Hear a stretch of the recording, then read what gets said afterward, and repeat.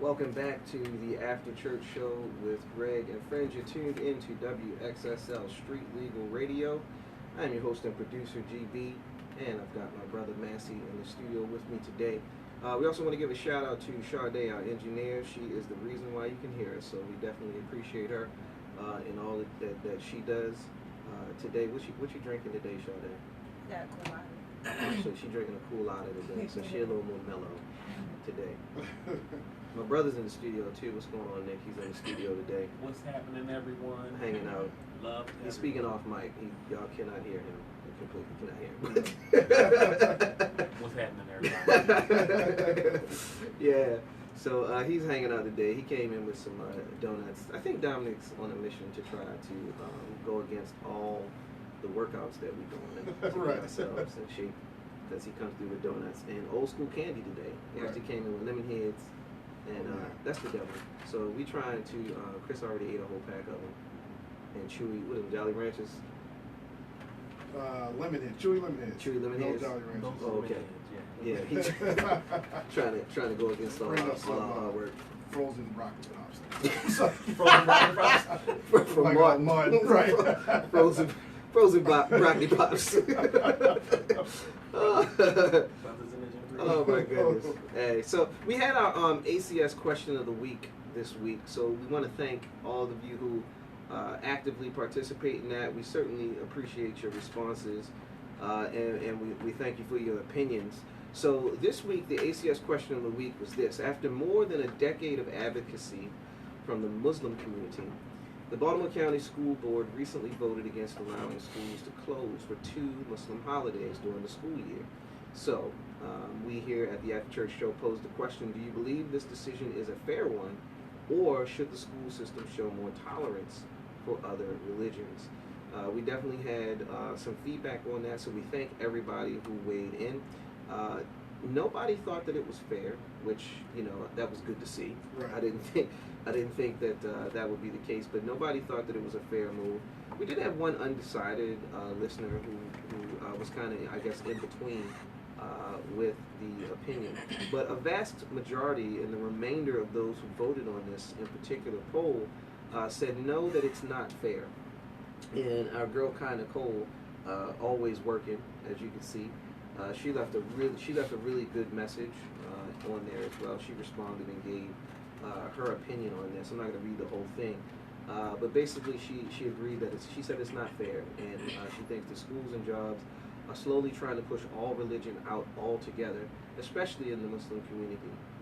But she thinks that it's more based upon fear and what's happening in the news than upon the fact that they're just being intolerant. So I actually agree with that, and I'll get more into my opinion in a moment. But what do you think about that, Chris? What were your thoughts on that? Baltimore City Schools voting against it. And here's an interesting stat, though. Obviously, there are 11 votes that are required. So it was voted out 6-5. So it appears that this has the attention of some people, and there are people on the board who are tolerant and voted in a manner that reflected that, but they were outvoted by 1. So what do you think about that, man? Excuse me. I just think it's.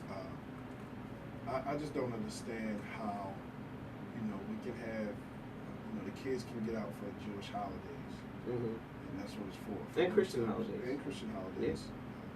Christmas being one of them. Yep. But to deny Muslims their religious right. So you're saying that it's okay for Christianity. You're saying that it's okay for Jewish people and Judaism. But for the Muslims, no, you guys can't have a holiday. I think that first of all, I think that that's violating their rights. If you have a freedom of religion, you should be able to get certain things that come with that. And in that case, like I was saying with the other holidays, for them not to allow this vote to go through says something. Yeah. And it also speaks to how how I can't speak for the United States, but at least for Maryland or Baltimore, whoever is making the votes, how they view Muslims. Yeah, I think so too. Because there are 2 holidays, and to my Muslim brothers and sisters, if I get this the way I pronounce this is incorrect, please forgive me, but I believe it's called Eid al-Fitr which is the celebration of the end of Ramadan, and then Eid al-Adha as well. So there are two holidays that they wanted to be recognized by the school system. And this is what I found to be extremely interesting. They actually didn't propose using extra days because, as you know, the kids now, they get, and I'd rather say the teachers now, Right. get what's called professional days. Right. So they have professional days during the school year. I believe it's like 2 or 3 of them. So what the group that brought this up proposed was that they use 2 of those days because the kids are out anyway. Right. So really, it was really just an attempt to be recognized at the end of the day. They weren't taken away because there's and any of my school teachers can weigh in online with this, but I believe there's a certain amount of days that they're required to go to school. Right. You can't go under that amount. Right. They have to meet that criteria to count as an academic school year. That's why they're so nitpicky about snow days, and sometimes when you think it's unfair that a school isn't closing, or it's unfair that the school stayed open when it's hot, a lot of times it has to do with that aspect of it. Like we have to hit a certain number of days, Right. and the school has to be open a certain amount of hours to be counted as a day Right. before they can close it. So this group was basically just saying, listen, they're already closed. You've given these days to the teachers per se. Right. So all they wanted was, in my opinion, to see the names of their holidays recognized by the school system to Right. say, hey, fine, we'll say that it's for this day, it's for that day.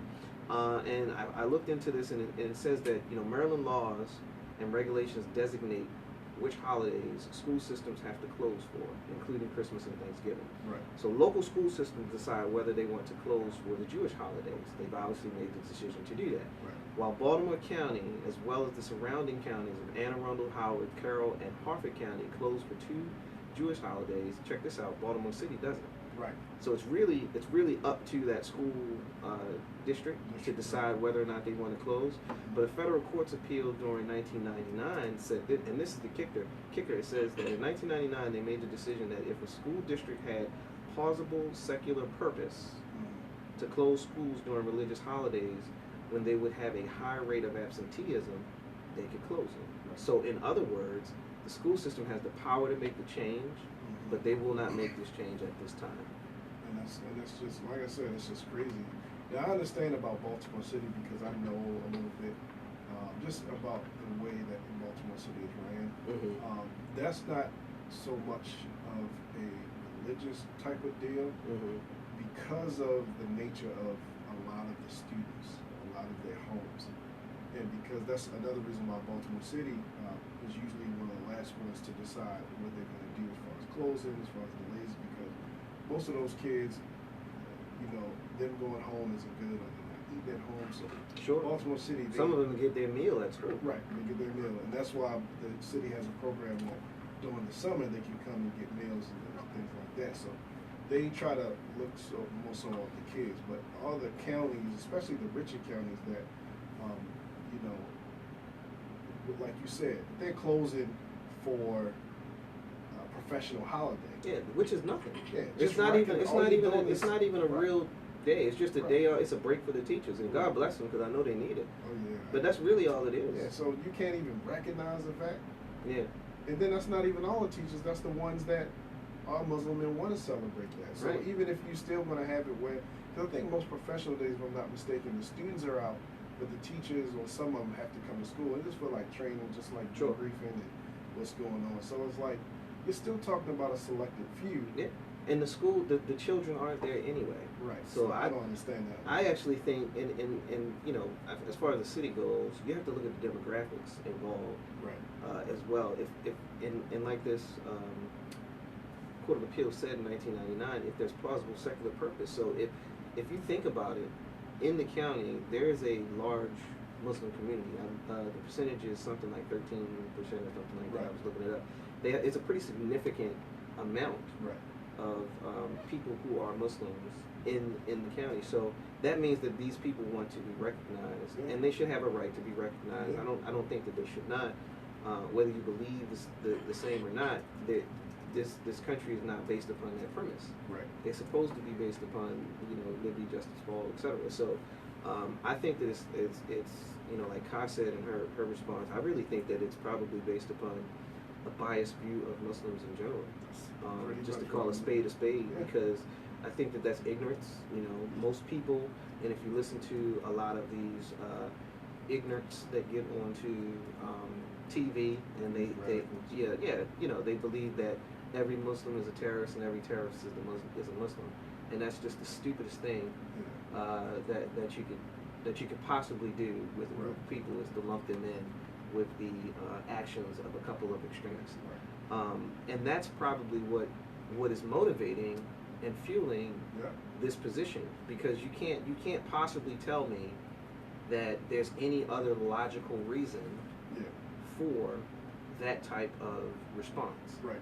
From a worldwide perspective, the number one religion worldwide is Christianity. Guess what the number two religion is? Islam. Yeah. So it's plenty of people, you know, and all of them not, you know, blowing things up, as people say, and committing acts of terrorism, and doing that type of rude and crazy stuff. No different than, you know, every black person's not a thug, and every bald-headed white person's not a KKK member. You know what I mean? Right. It's we got to stop this generalization of people based upon our ignorance and our perspectives, which is limited in a lot of instances. Right. You know, so I was blown by it. I was like, man, they can't even give something of that nature to a group of people, and they've been asking for this now for like 5 years. Right. You know, 5 years. How can you continuously keep asking for something that should be simple? It should never be that hard. I was a little let down by it, to be honest. You know, and there was a point when my kids went to Baltimore County schools, and it was a bit of a letdown to know that that's the case, man. We definitely got to stop allowing ourselves to be perceived this way, and allowing ourselves to be put in this position as a country. Period, man. It's just sad. It's just kind of sad when you think about it. So on other topics, man. What about the fact that churches now have so much security? Yeah. It's like we're to the point now where we have churches that have security teams, almost like police forces, based upon the size of the church and based upon the and it's not even all the larger churches, because I know even small churches that's got security. Right. I mean, they might be like, you know, what's the guy from Martin? Old Otis. They might have old Otis there. Or it's like the deacons that really just kind of watch. Yeah. My church has. Or the deacons that work out. Right, They'll be the ones that they're gonna be security. I'm on my security. Oh, I forgot about that. That's right. Okay. That guy didn't have to work. Up in here with top flight security. Right. Of the world, Craig. Top flight. Not just the city, the world, Craig. I would die for this. I'd die for this. It's very much needed, because you got to remember, and people got to realize, because I've had people ask me, why do churches need security teams? This church, the times are completely different. Yeah. Look at what happened down. Well, shoot, we needed them back in the day too. Right. That's really when we needed them. Right. But go ahead. You know, you're not just watching the pastor. You're watching families. We gave a story before on this very show where a guy thought someone was sitting in the seat and pulled out a gun on him.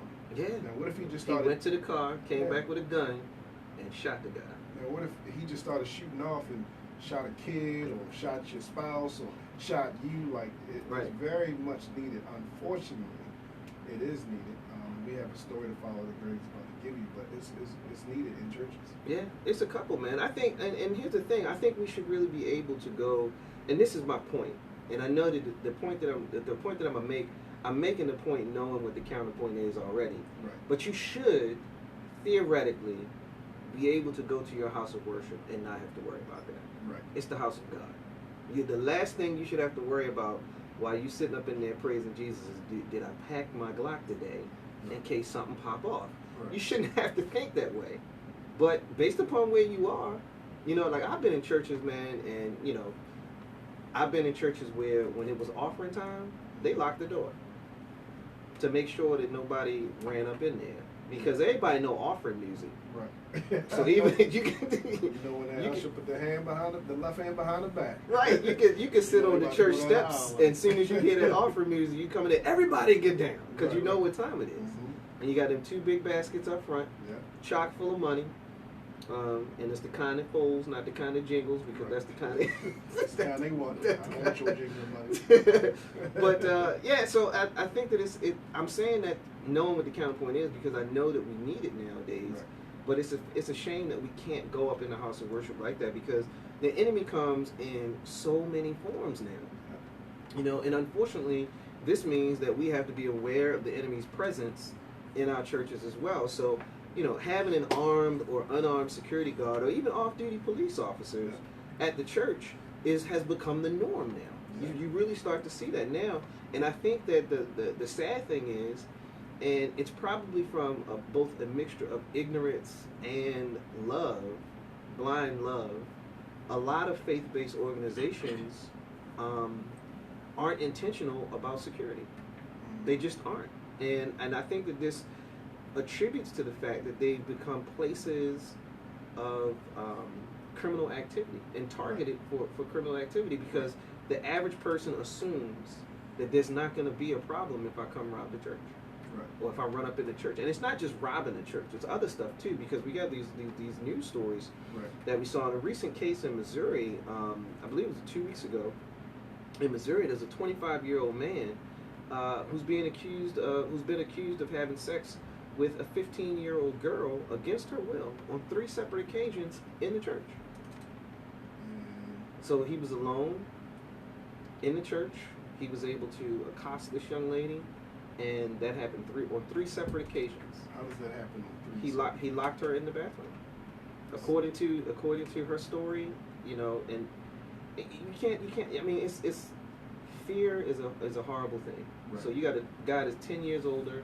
This is what he's being accused of, and he's been locked up for it. You know, but the case is still pending, and things have to go. Then we had a Pikesville man, which this is a local case. A Pikesville man was a volunteer at a local synagogue, and he's now serving 5 years in prison for the possession of and distribution of child porn. So he was taking pictures, you know, not of naked kids or anything like that, but he was just taking pictures and labeling them. I guess there's a way to label them to let people know what it's all about. Right. And he had all these images downloaded on his PC. They finally caught him. 5 years that he's going to be serving as a result of that. That's happened in a synagogue. And then last year, we read a news story about a gentleman who, and I use the word gentleman very loosely, but right during the course of a service, he took a 6-year-old girl into a bathroom and he raped her. And this is a person who was a repeat offender. So it means that he had a record. He was a registered sex offender, but he was still able to get into the church, and he was still able to do what he did in the church to this little girl. Right. So we do need security at the end of the day. We do need people. Yeah, go ahead. We need it. Yeah, we need security, but in cases like that where that guy was a repeat offender, that guy that did this to this young lady 3 times, you need everybody to be alert. Yeah. And I know, you know, there's a lot of Christians that are so quote unquote forgiving, but no. If you know, like one of the things I love about our church is that anytime you want to be on any type of ministry, they do a background check. Okay. We have offices in the church that do real background checks. That's what I'm talking about. Your history, they want to know what's going on with you, especially working with children. And you should. Especially. So, you know, you got to be alert. If you, in my mind, I'm sitting here thinking, how can a man take a young lady in the bathroom and nobody? I know it can happen. It can happen because people are, and this is the thing, and this is where you get the dichotomy in this. We're so trusting to a fault, right? And that's because in a lot of times you wouldn't think of, oh, that's brother so and so, that's sister so and so. Okay, you know, if you see him, oh, I take him to the, you know, whatever. Some people will trust them. Now me, you know, you ain't gotta ask me. My antennas would go right up. Right. Why like, are you so I don't. I'm good.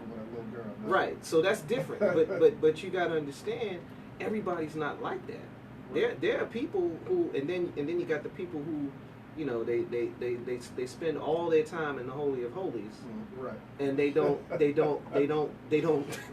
at the realities of life. You know, they always, you know, hickam and shy coming in a Hyundai. Every Right. time you talk to them, and they spend all this time there, and then you miss stuff like that. Right. You know what I mean? Because that's the only way that stuff like this can take place. And that's the weakness of Christianity. I mean, Mhm. I'm telling you now, if you're a known pedophile and you come up to the church, you're not going downstairs near any children.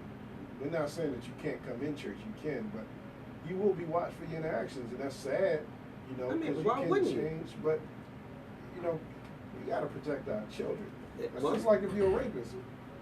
We gonna make sure how you interact with the ladies, and Yeah, well, you probably won't.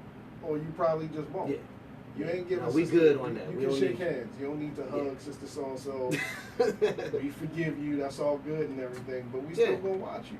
And I think that, you know, what you said is important as far as churches doing like background checks and stuff like that. But you have smaller churches who don't have that Right. ability or desire.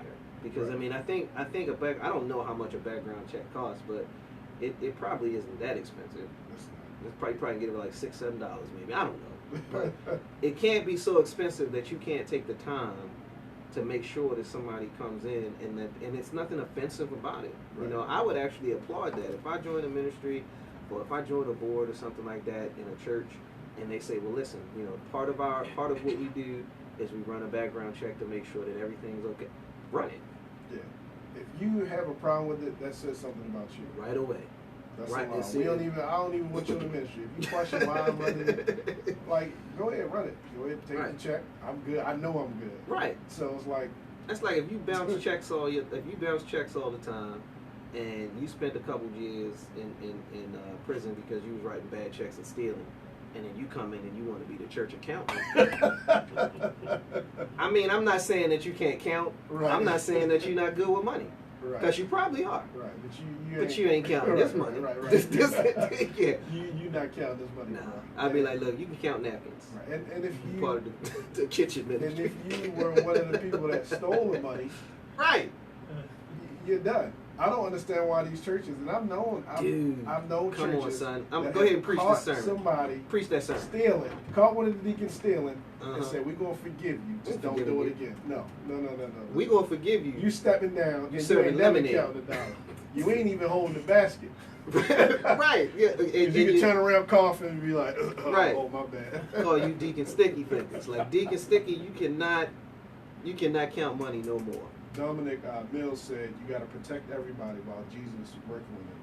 He said working on the backsliders, but Okay. but that is true. That's true. You still got to protect the integrity of the church. Yes. I saw a video of a pastor doing an altar call. It's on YouTube. You can probably find it. This white preacher. Everybody was up at the front. This guy came out of nowhere and just sucker punched him. And just, I don't know what the history was. It doesn't say what the history is. Jeez. He just hit the pastor. There was another story of a guy that just thought, this was on the news, probably within the last year or two. Mm-hmm. He just, I think he just shot the pastor and killed him. Oh yeah, that's happened a couple of times. Yeah, Where just- somebody like came right in the service and popped two hot ones in the past. I think one happened it was either Atlanta last year or something like that. Atlanta, But this was a guy who unfortunately he messed with the wrong man's wife. yeah, see. So we can do another whole segment on that. Right. Yeah, we can talk about that, but Yeah. yeah. That's You might all not right. want to sleep with another brother's wife because you can end up dead. Yeah, pretty Yeah. much. So that's on you. I mean, That's that's on- on y'all. that's on it. whatever happens once you do that. That's on y'all. It ain't got Yeah. nothing to do with God. You work that out. You work that out. But the point is, security is needed because nobody should be able to come throw a haymaker at your pastor mid-service. Right. That should not happen. And nobody should be able to run up in your church. But then, what do you do? Where do you draw the line? You gotta where do you draw the line? You gotta have a I mean, when I say that, I mean, where do you draw the line with the security? Because there'll be that overly aggressive that's right. security officer. Like, Hey. hey. Wait till pastor said you can reach your hand out. Every time you reach in your purse to get money for the offering, he got you in a chokehold. Right. We don't need that. Right. You you gotta. I think that comes from the pastor's comfort level. Yeah. Because we've had incidents where, you know, we're as on security teams, just in general, security, you're told to watch everything. Yeah. Even as a police officer, you're told to watch everything. So you have sometimes when the preacher's just preaching so Keep good. your head on the swivel. Right. Pretty much. Mm-hmm. The preacher preaches so good, you have the person that comes up, lay the $20 down or whatever because of the good preaching. That's what they wanted to do. You know, we're gonna do a segment on that too. yeah. So it's like, as a security guard, now even though I see what they're doing, Mm-hmm. you never know where somebody's mentality is at. Right. They can drop 20 and then charge the pastor like. So Right. it's like you you can't. Or be they could overly drop aggressive. the 20 or 100, and somebody could say, "Well, I need that," Right. and come running up to get it. Right. And I'm sure that has happened. I don't have any evidence, but I wouldn't put that past anybody. So I think that is a conversation between like the security team and the pastor. If you see something going on, you know, this is, you know, and just be careful and just make sure that you're watching, because we watch families. Sure. There have been domestic issues where a wife is at church and husband coming in angry, and Oh, wow. you gotta be careful, and you gotta know how to handle those situations without kind of alarming everybody and have some type of plan. Like the Secret Service did. I mean, you just gotta fold them up. Yeah, Sometimes people just fold need to them be folded Yeah, up, they Chris. just need a little.